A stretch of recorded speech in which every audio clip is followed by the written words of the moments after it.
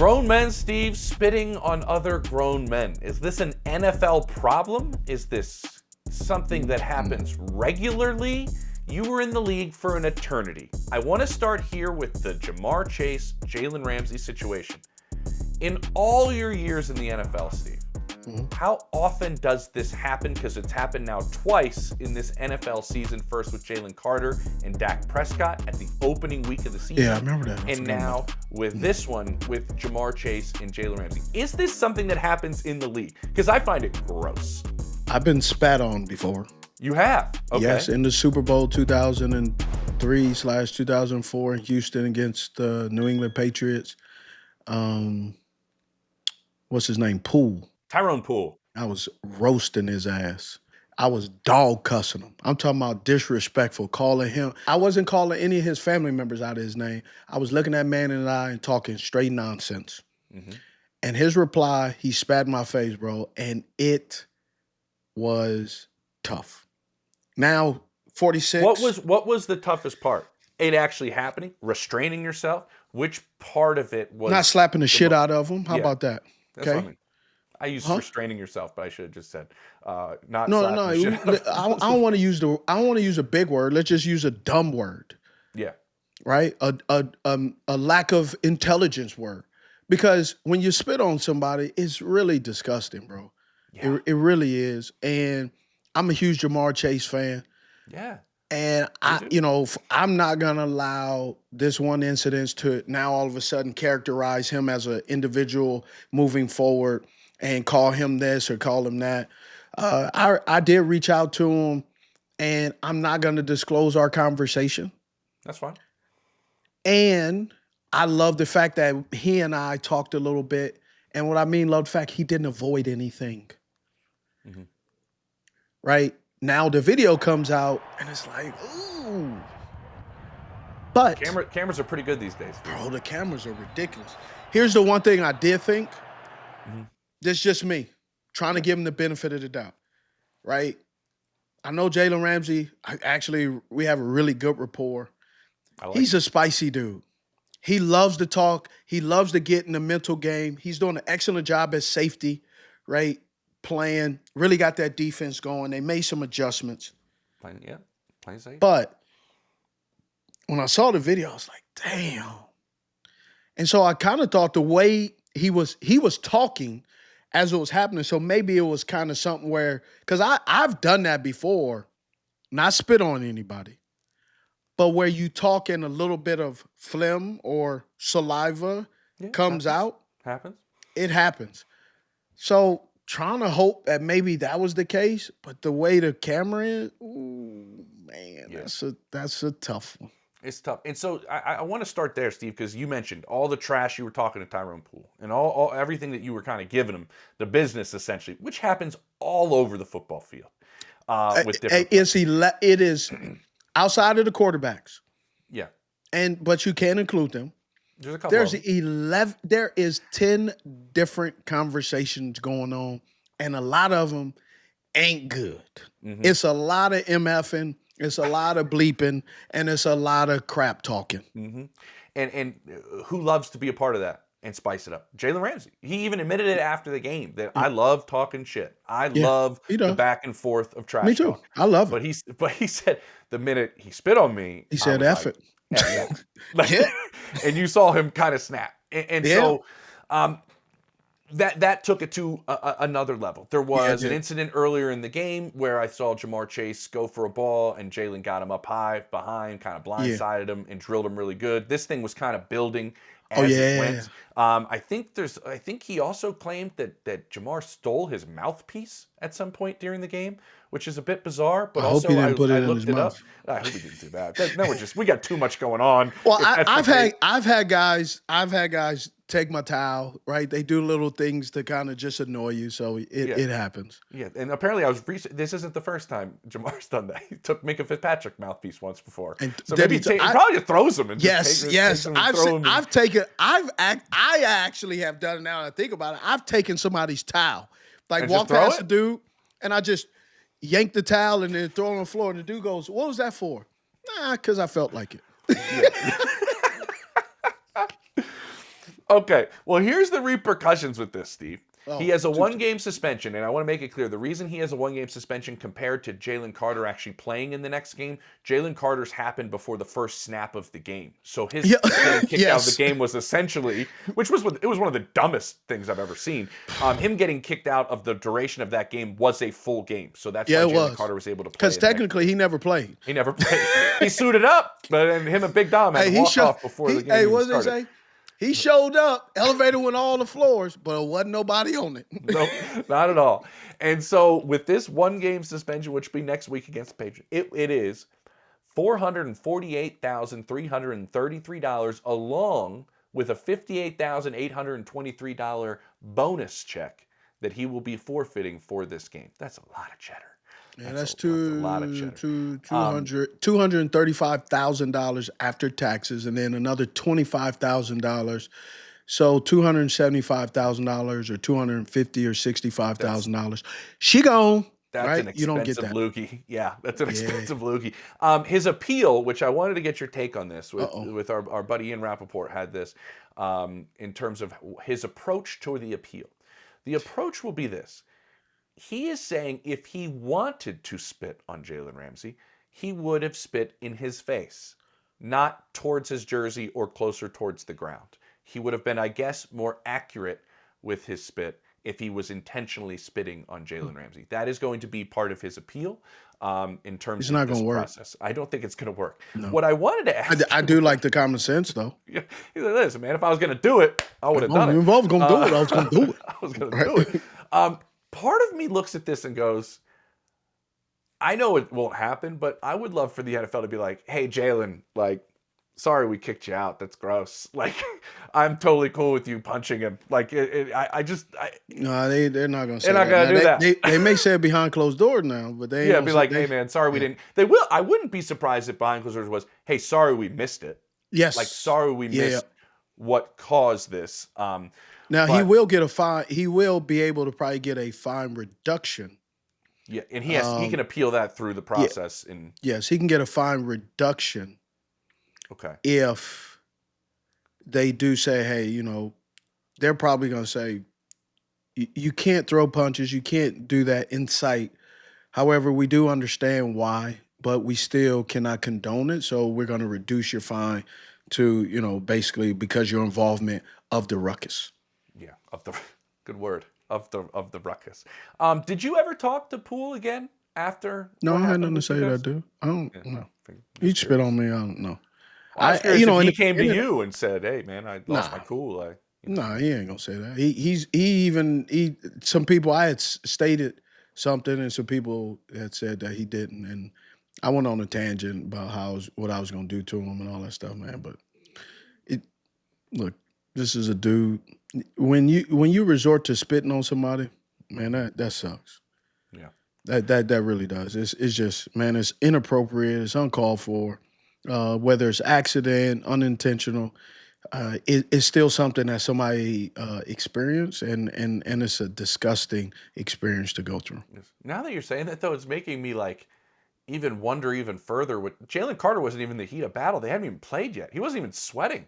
And I understand too. He was sweating, but he warmed up. Yeah, he got warmed up, but man, that's a tough call. It's a real tough call. As I said, I just hope this doesn't happen moving forward more. And I'm with you. And Zach Taylor said the same thing, Steve, about Jamar, where he said there are too many things that have gone on in our relationship, what we've seen in our building, what we've seen from Jamar over the years. That we can't judge him on one maybe infraction or mistake or weak moment or poor judgment. And that was kind of what Zach Taylor ended up coming out and saying, which also he was saying, like, I'm going to probably squash your appeal here, Steve, because I'm more or less admitting that you did kind of do it. Here's the thing that I don't like, and explain this to me as a reporter and some of that. Yeah. I travel a lot. I'm always on the road, whether I'm scouting. I was just in Berlin. But here's the thing about why I feel so comfortable when I'm away from my home. Simply Safe. It's just not some gadget or a camera. Simply Safe actually can help prevent a crime happening. It's not all this fancy headquarters. They just take care of it. they have live agents actually confronting potential criminals while they are still outside of your home. Man, that's crazy.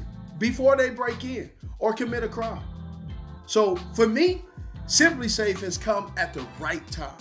Because right now in the middle of the season, I'm everywhere. But one place that I know is safe is where Simply Safe is. There's no safe like Simply Safe.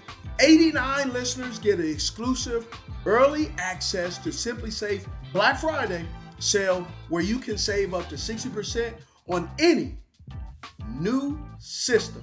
There will never be a better time to get real security for your home. To make sure to get your 60% off, simplysafe.com/89show. That's right, simplysafe.com/89show. Man, when a guy has, what word can I use? Indiscretion, right? What is that? Right? When the guy has something like that happen. One things I because it's happened to me when you have an incident. Man, the reporters use that all the time now moving forward to describe you. And I asked a lady one time, which was like, bro, 8 years later? And she asked me a question and I said, that happened 8 years ago. Why are you asking? And she said, well, Steve, I have to ask because I have to write the article as if my 80-year-old grandmother is reading it. So I have to give context of the past, of the future, and currently what's going on. Now, I hated and I did not like that. But I also, to this day, I don't think that you have to almost like talk about everybody's bad part about them to then be able to talk about them catching 7 passes for 150 yards. Like that's just. I get what you're saying. If your article is about somebody catching 7 passes for 150 yards, I'm not sure how the context of previous indiscretion is part of the artitle. I get what you're saying. Yeah, but it's part of the article. Is they're like, well, we got to say where you came from, but I just have a feeling. Here's what I hate for Jamar. For the rest of the year and pretty much until next year, you're gonna have some of these fans sitting on the sideline pregame, in the locker room, in the stands, and when you walk in and out of the tunnel, you're gonna have people making spit comments. And I hope he's prepared for dealing with that. Yeah. And it sucks. It does. You asked my opinion on it. I would say this: of all the articles I've written at NFL.com and reports I've had all over for decades now, like I would say this: I would only tie it in if it was related to the subject and story that I was now pushing forward. If there was a second incident, you would say similar to an injury. Michael Penix has this issue with his ACL on his left. Hey, he's already had 2 ACLs in the other knee. It relates to the specific story you're covering. If there's another infraction or indiscretion or fine or where it is, it does have to come up in the article because it's going to come up in the conversation about his punishment and the conversation about what exactly.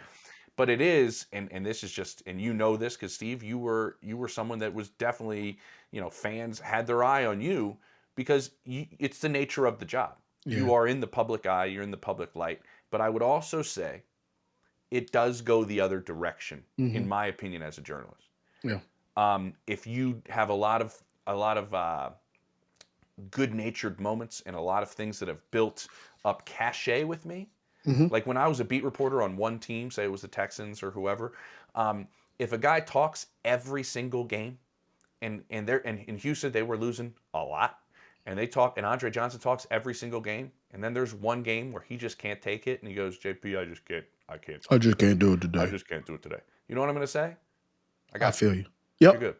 But if you never talk after a game, ever, and then there's a moment where we do need you post-game, because you were the crux of the story, and you don't talk, I will put in my story, like, has not talked all season long.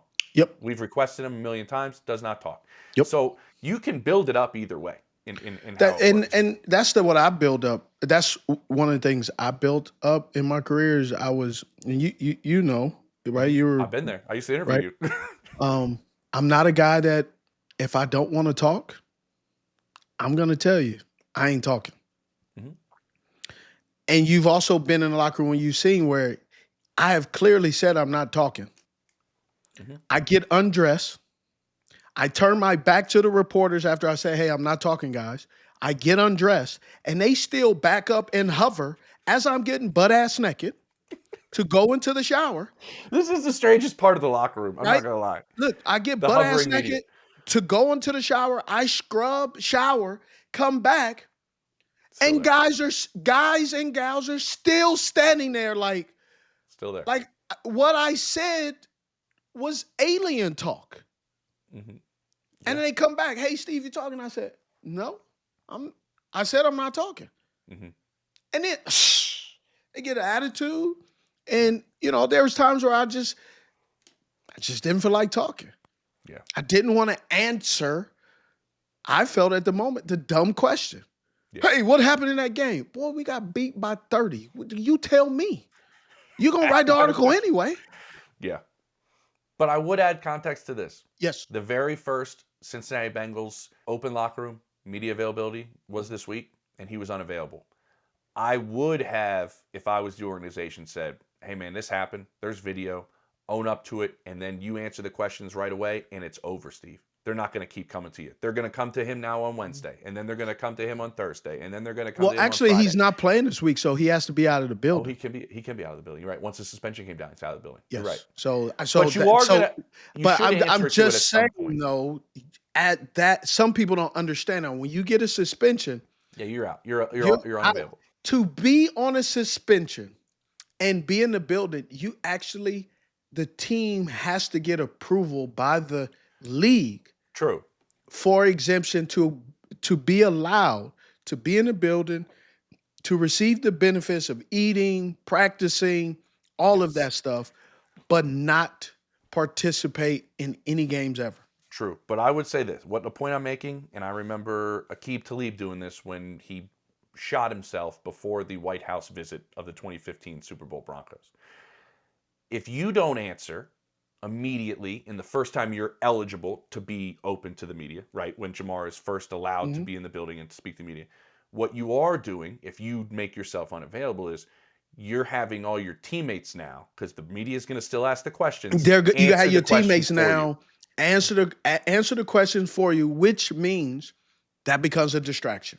100%. So that's my point of saying, if you are the person that had the I hate that. when you're allowed to speak, I hate that for him because you don't want to be the other. Like now, you're going to be like T. Higgins going to be there. What do you think? And like T's like, well, I didn't spit on anybody. Yeah, I wasn't there. I was on the sideline. You're asking me, but that's T. the way Higgins over there talking go down, it was right? New York. T. Higgins said it was New York personnel. I was on the sideline standing next to my coach. Yeah. You know what I mean? But that is the way it goes down. Like you don't want to answer the question for somebody else's. Yeah. So that's why I said, too, just from a journalism side point, just when you first are allowed to talk, then you protect the rest of your teammates from having to answer for your. That's great advice, James. That's great advice. It's like a life lesson episode. I dig it. Yeah.